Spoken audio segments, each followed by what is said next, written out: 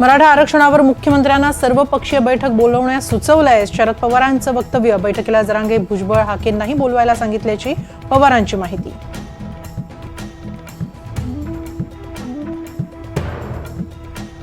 राज ठाकरे कारण नसताना नाव घेतात. राज यांच्या आरोपांवर शरद पवारांचं प्रत्युत्तर, तर अजित पवारांच्या पिंक जॅकेटवरही पवारांची मिश्किल टिप्पणी.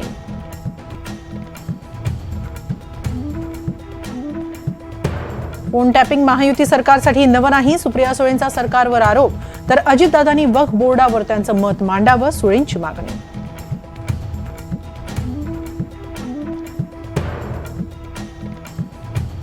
मातोश्री बाहेर दंगा करणारे लोक शिंदेगडाचे. संजय राऊतांचा आरोप, तर मी मुख्यमंत्री झालोय, त्यांना पचलं नाही. शिंदेंचा राऊतांवर पलटवार.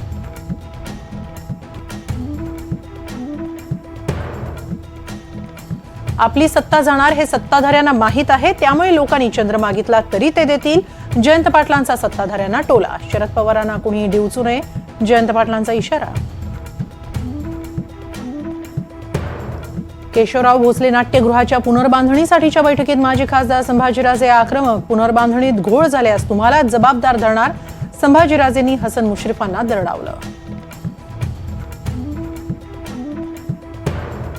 देवेंद्र फडणवीसांच्या उपस्थितीत सह्याद्री अतिथीगृहावरील बैठक संपन्न. 5630 मेगावॅट वीज निर्मितीसाठी करार करण्याचा निर्णय. जवळपास 24,632 कोटींची गुंतवणूक करणार. विधानसभेच्या सर्व 288 जागा लढवणार. मनोज जरांगेंची पुण्यात घोषणा. 8 जागा तरी निवडून आणून दाखवा, भुजबळांचं जरांगेंना आव्हान.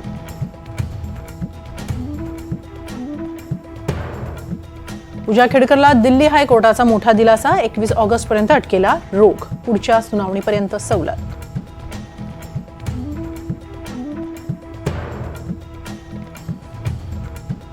बूथ सेबी अदाणी समूहानं हिंडनबर्गचे आरोप फेटाळले. सर्व आरोपांची चौकशी झाल्याचं स्पष्टीकरण. गुंतवणूकदारांनी शांतता राखण्याचं आवाहन.